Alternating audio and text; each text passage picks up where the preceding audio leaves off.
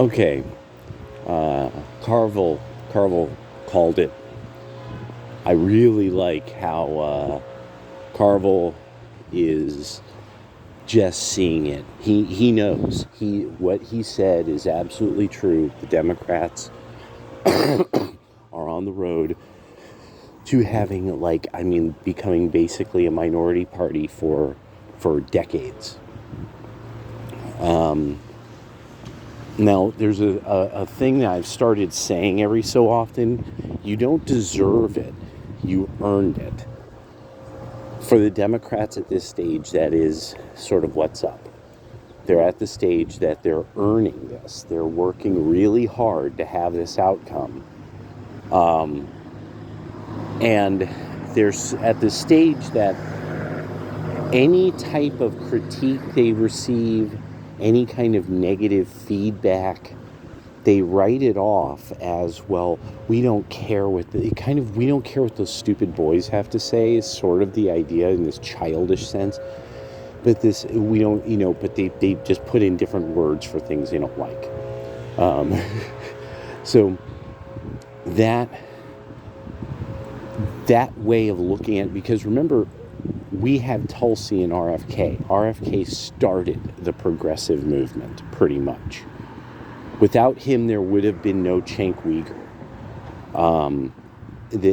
Tulsi Gabbard was actually the person who everyone was really worried. The people who really had their head on straight, we were worried she would get popular enough to actually threaten Trump the first time in the first time he got elected. So for some reason, this is something that the Democrats, you've never caught on to. That this was clear as day if you looked at what people were posting on the internet, who were the anime avatar kind of crowd. They liked Tulsi so much it was a threat to Trump's first administration. But then you guys turned on her in a way that was, it was gold for me. And I want to make sure to point this out, this is not even mockery, L-head dance around move, anything like this. This was truly something astonishing, because I was just sitting there and I'm like, you guys have somebody who could solidly she's candidate material. What's going on here? And so she's candidate material. I don't understand, what's going on here. But then I started to realize there's something she doesn't go along with within the party. Maybe she's too by the book. She's too, she doesn't take money. Maybe that's what it is. Or doesn't take money from the right people. Wow.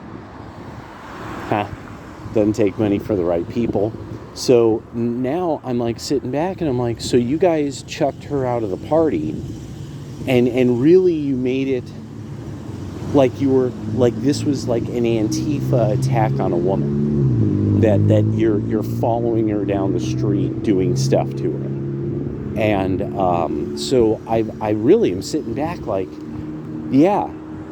the loss of, so people who saw all of this happen and actually have something to gain or something to lose of some substantive amount, or substantial amount. They have a company, they have a real career, that kind of thing. Okay, somebody like that, when they see how you guys treated Tulsi Gabbard, and then they're looking and they're so now she was welcomed with open arms by all these other people. And so they have to look at the party and say, when are you going to do that to me? What you did to Tulsi, they're waiting for, well, will you do that to me when I do or say something randomly to step out of line. So now you have all these movers and shakers that don't want to be a part of you. And we know because we're looking at the way donation patterns are coming into your party because you have to publish them because of public records. We're like that. We do stuff like that just to make sure we win. And it looks like Carville's right. You guys are painting yourself into 20 years of being this sort of weird party that's a weird alliance of people who are always against everything that most people want.